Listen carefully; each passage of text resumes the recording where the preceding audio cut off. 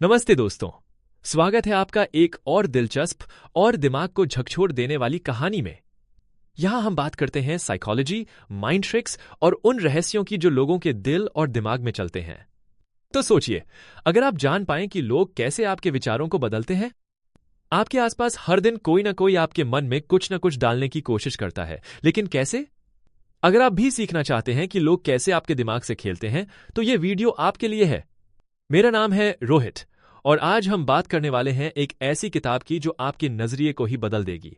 Manipulation, the psychology of persuasion by Daniel Spade की summary.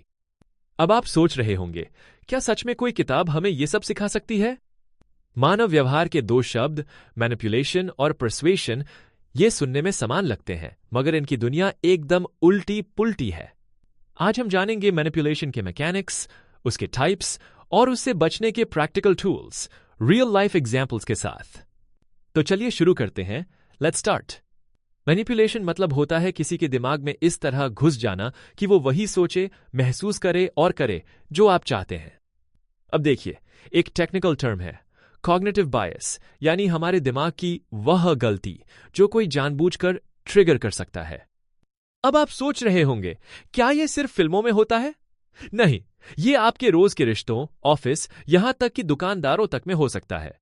Manipulation का सबसे खतरनाक हिस्सा है इसका सटल होना। मैनिपुलेटेड व्यक्ति को पता भी नहीं चलता कि उसका माइंड हाईजैक हो चुका है। तो अगली बार जब आप किसी की बातों में फंस जाएं, रुकिए, सोचिए, कहीं कोई आपके दिमाग की स्ट्रिंग्स तो नहीं खींच रहा? अब सवाल आता है, मैनिपुलेटर्स होते कौन हैं? इस किताब में 3 खास टाइप्स बताए गए हैं। पहला, गैस लाइटिंग। ये वो लोग होते हैं जो आपको आपकी ही सच्चाई पर शक दिला देते हैं। दूसरा है गिल्ट ट्रिपिंग। वो लोग आपके इमोशंस को गिल्ट के जाल में फंसा कर अपना मतलब निकालते हैं। तीसरा है पैसिव अग्रेसिव मैनिपुलेटर्स, जो सामने से कुछ नहीं कहते लेकिन छोटी छोटी हरकतों से आपको परेशान कर देते हैं। अब आप मानेंगे या नहीं, लेकिन ये चालें आपके सबसे करीबी रिश्तों में भी हो सकती हैं। दोस्त, पार्टनर या ऑफिस के बॉस। अब एक बड़ा सवाल, क्या हर इन्फ्लुएंसर मैनिपुलेटर है?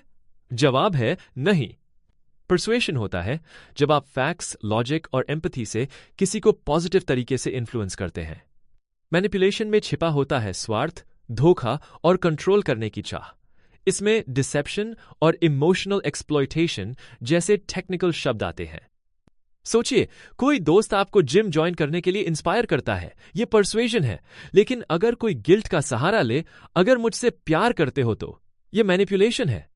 डिफरेंस समझना जरूरी है, क्योंकि पॉजिटिव इन्फ्लुएंस आपकी ग्रोथ है, लेकिन मैनिपुलेशन आपके कॉन्फिडेंस को खत्म कर सकता है। अब असली चुनौती, मैनिपुलेशन की पहचान कैसे करें? सबसे पहले, अगर कोई बार बार आपकी बातों को ट्विस्ट करता है या आपको गैसलाइटिंग करता है, तो संभल जाइए। अगर आप डिसीजन लेने में बार बार वीक महसूस करते हैं या आपको गिल्ट और शेम का एहसास कराया जाता है, यह भी एक लाल झंडी है।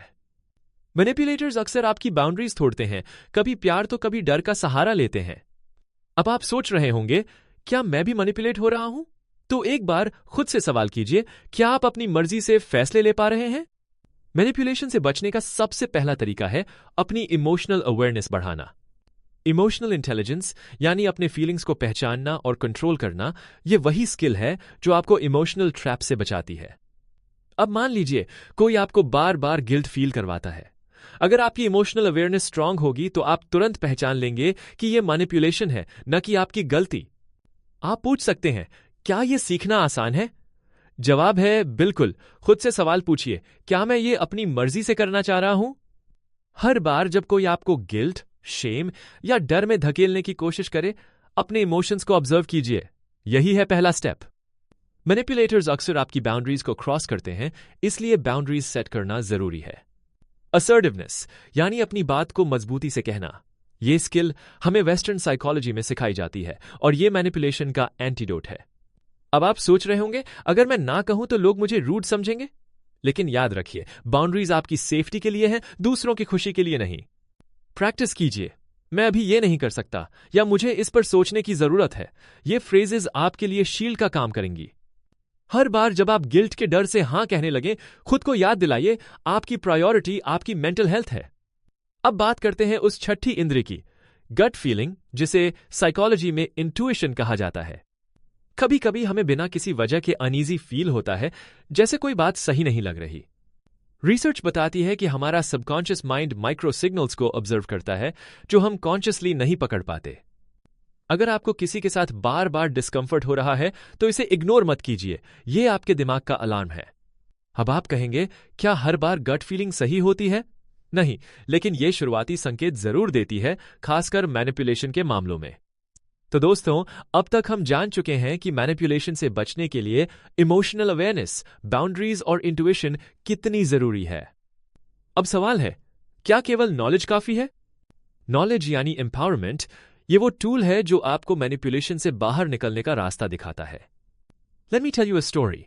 एक बार एक लिसनर ने मुझे लिखा कि उसके बॉस हमेशा गिल्ट ट्रिपिंग करते थे, लेकिन जब उसने असर्टिव होना सीखा तो बॉस का एटीट्यूड बदल गया। सीख यही है, जानकारी ही असली शक्ति है, और जब आप खुद को समझते हैं तो कोई भी आपको मैनिपुलेट नहीं कर सकता। तो दोस्तों, ये थी मैनिपुलेशन, द साइकोलॉजी ऑफ परसुएजन की पूरी समरी।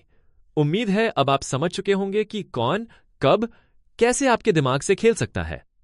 अगर आपको लग रहा है कि आपकी लाइफ में कोई आपको मैनिपुलेट कर रहा है, तो अब समय है जागने का। डायरेक्ट एड्रेस, आपसे ही बात कर रहा हूं। अपनी गट फीलिंग को सुनिए, बाउंड्रीज सेट कीजिए और इमोशनल ट्रैप्स में ना फंसिए, क्योंकि जानकारी ही असली शक्ति है और सेल्फ अवेयरनेस आपका सबसे बड़ा हथियार। मिलते हैं अगले वीडियो में, तब तक के लिए स्टे अवेयर, स्टे शार्प। जय श्री राम।